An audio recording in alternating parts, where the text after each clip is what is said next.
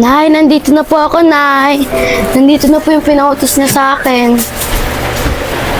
Toy, ikaw na ba yan, Toy? Nay, isang linggo na po si Totoy nawawala. Toy! Totoy! Nay, tanggapin niyo na po na wala si Totoy. Hindi! Babalik si Totoy! Toy! Hindi babalik yun! Toy! Hindi babalik yun! Toy! Nasa ka na ba? Toy! Nasa ka na ba, Totoy? Totoy! Toy! Toy! Toy? Toy? Toy! Toy! Kuya Totoy! Kuya Totoy, wait lang!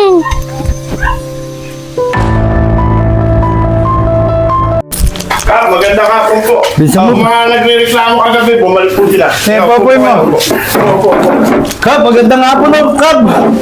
Diba kagabi, Kap, sabi nyo, papasama kayo ng tanod. Yung ano ko, nawawala. Hindi man na kayo nagpasama. Taon-taon na nangyayari to. Tuwing buwan ng Mayo. Epe, ayaw nyo kasi maglagay ng tao dyan sa tulay na yan. Taon-taon na lang, lagi may nawawala dyan, Epe. Magpadala kayo ng tao, Epe, parang awa nyo na. Agustin, maginawang ka. Alam mo ba? Dalawang chairman at kapitan ang umupo dyan. Hindi pa ako nakupo dyan, may nawawala ng mga bata dyan. Tapos sa akin yung natin bubunton yung nawawala dyan. Bandayan nyo kasi yung mga anak nyo. Hindi kung saan nyo pinababayaan yung mga anak nyo. Gabing-gabi na. Kung saan nyo pa sila pinababayaan. Tapos ang sisi nyo sa barangay na to. Ibig sabihin kasalanan ba namin? Siyempre, anong kasalanan mo? Sige, bro, ganito na lang. Pumunta ka ngayon sa presinto. Magpadala tayo ng mga tao para masikaso na yung nawawalang anak na ito. Yung hindi lagi ako sinisisi nyo. Kakaupo ko lang dito sa lugar na to na magiging chairman. Tapos ako kagad ang sisisiin nyo. Sige, aksyon na namin yan. Huwag kayong mag-alala. Pero huwag ka magsalita ng ganyan. Huwag kang galit. Daw ka na mo pagka-EP mo. Ginagambalan ko nga eh. Kaya na-action na namin eh.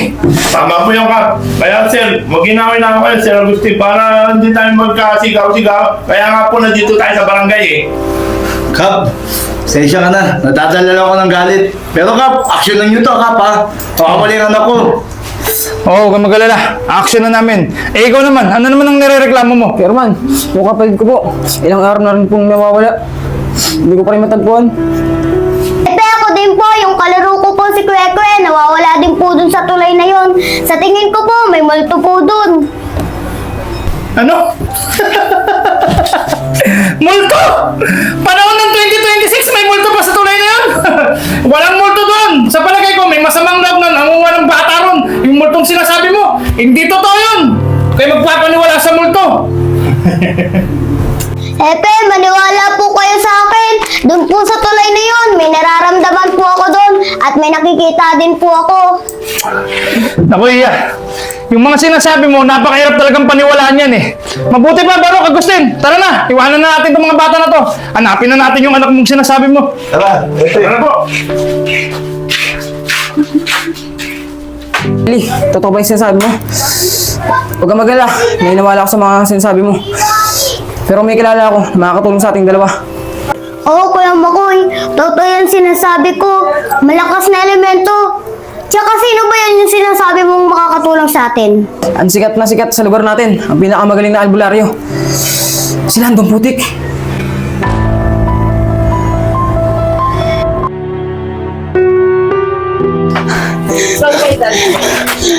Jackie, Kylie, may problema tayo. Sa Dagul, natagpuan na ng mga barangay. Katatan niya si Gustin. Napalautang-lutang sa tulay. Wala ng buhay. Kuya Makoy, pares na pares nangyari kay Kuya. Pati yung pinagkwentuhan namin ni Kyle Kagarina, nakakatakot talaga sa tulay. Totoong totoo yun. Kagaya din ang nangyari yun kay JC at Bola. Guys, may sasabihin ako. Dapat ako nasa kalagayan ni Dagol na yun. Ako dapat nakitang hindi, walang buhay. Ako dapat yun, di si Dagol. Habang naglalakad ako sa tulay, may tumatawag sa akin. Tapos nanigas ako dun. Bata! Bata! Bata! Bata! Sino? Bata, bata! Ano gusto mo laro? Ay, pala pangalan mo? Pangalan ko kasi. Sino ka ba? Ba't tinay niyo ako sa tulay. Ang gusto kong laruin ay cellphone eh. Kasi wala akong cellphone eh. Cellphone? Sakto ito. Wala cellphone. Basta, laro tayo. Asan yun? Kasi, bilis! Tara, tayo ka dito! Maganda dito! Maganda dito! Bilis, talon ka na! Bilis, kasi talon ka na! Maganda dito! Tara na. Bilis, talon ka na! Uwi na tayo. Ano ba ginagawa mo dyan? Sabat tayo tignan mo dyan. Tingnan natin ba? Tara na kasi. Yay! Yay! Yay! Yay! Yay! Gusto mo ba maging dobliron mo? Basta, sumama ka sa akin. Maganda dun. Sabi ko na nanay ko, bago ako makiusap sa mga hindi ko kalala na mga tao.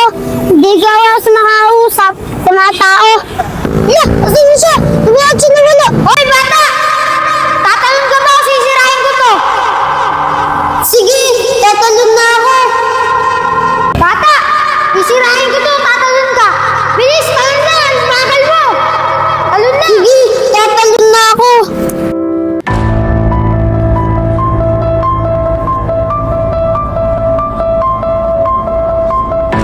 Tapos bigla na lang parang umihila sa akin. Sabi niya, tumalon daw ako sa tubig. Eh, natakot ako. Tumakbo ako doon. Diba? Nakaraan linggo, ganun din nangyari kay Totoy. Oo, kasi tama ka. Ganon din nangyari kay Totoy. Pati sa kaibigan ni Kylie, na si Bola tapos si JC. Oo na, naniniwala na ako sa inyo. Kami nangunguha talaga sa tulay na yun. At hindi aksidente lahat ng mga nangyari dun. Kanina, yung pinag-usapan namin ni Kylie, kailangan talaga natin mapuntahan si Landong Putik. Tara na guys, kailangan natin magmadali.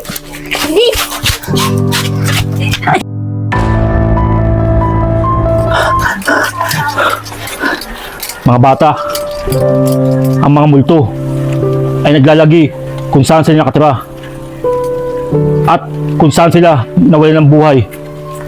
Kami lang, mga albularyo, ang makakakit sa kanila. Ang mga multo ay hindi bumibitiw sa kanilang pera, alas, ari-arian, at lalong-lalo na yung gustong-gusto nilang gawin nung sila ay nabubuhay pa. Kaya minsan mga bata, hindi na matanggap na sila nawalan ng buhay. Kaya sila ay nakikialam sa ating mga tao. Kami lang, mga albularyo, ang nakakaalam yan. Ikaw, Makoy, iiwan mo mga pamilya, kapatid, mga magulang, at ang iyong ari-arian? Di ba hindi? Ganon din silang mga multo.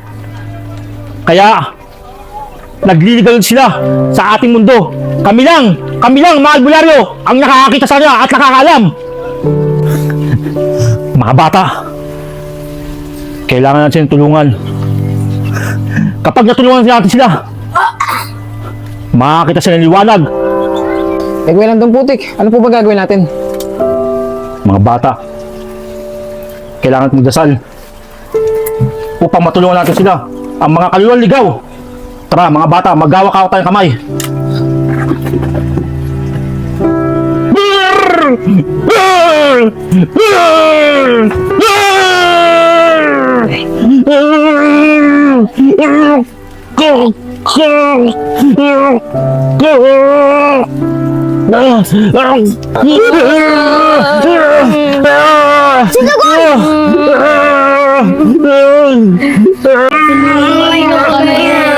Ate, tulungan na ako, Ate Kylie. Ate Kylie, tulungan na kami.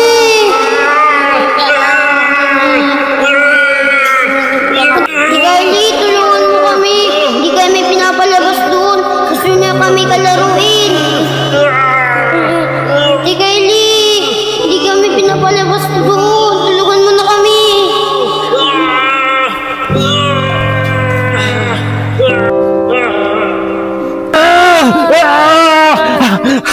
Landong Putik! Alam ko po kung nasan sila. Nasa tulay po sila. Kaso nga lang, may pumipigil sa kanila. Sabi ko ng mga bata, malakas ang ating kalaban. Siya ay napakalakas. Mga bata, sandali lamang, kukunin ko ang aking gamit para mapunta tayo sa tulay. Sandali mga bata.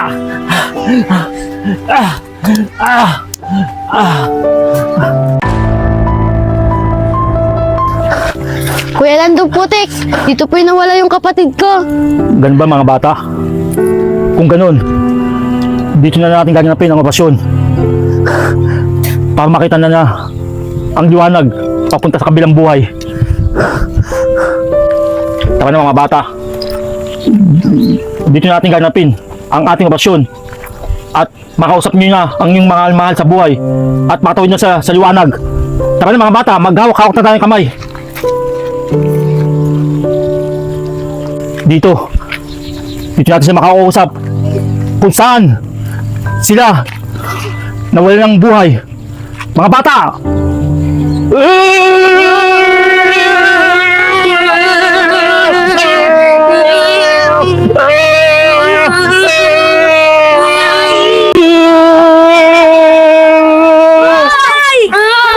Magsiyawa kayo mga bata!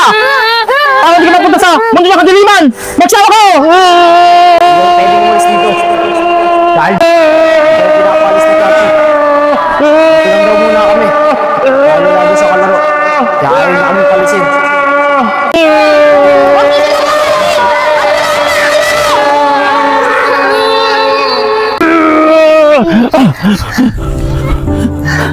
Tama!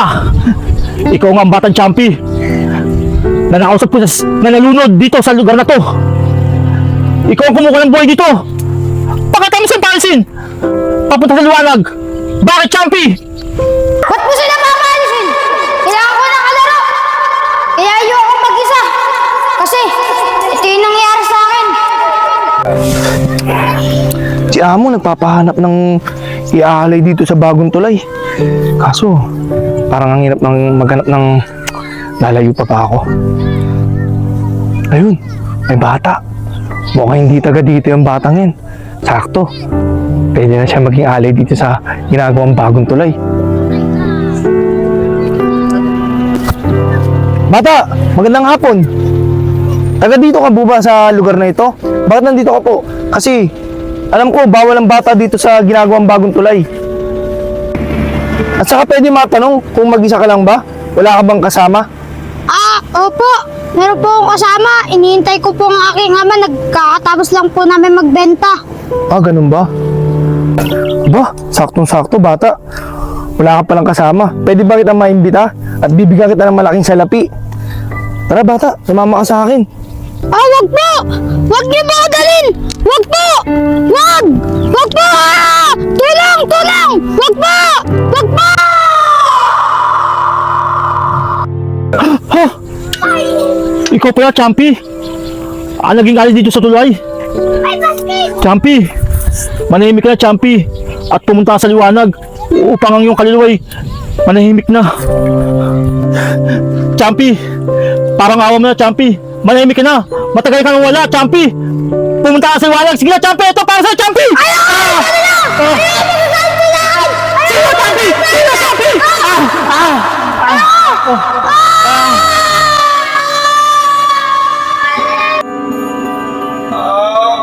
Salamat po, Landong Putik. Maraming salamat po sa inyo. Makakatawid na po kami sa liwanag. Maraming salamat po talaga. Paalam!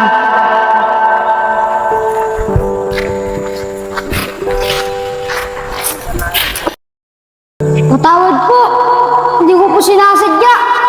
Napakawalan po ba yung mga bata? Akala mo makakatakas ka sa akin, Champi. Mananatili ka rito habang buhay.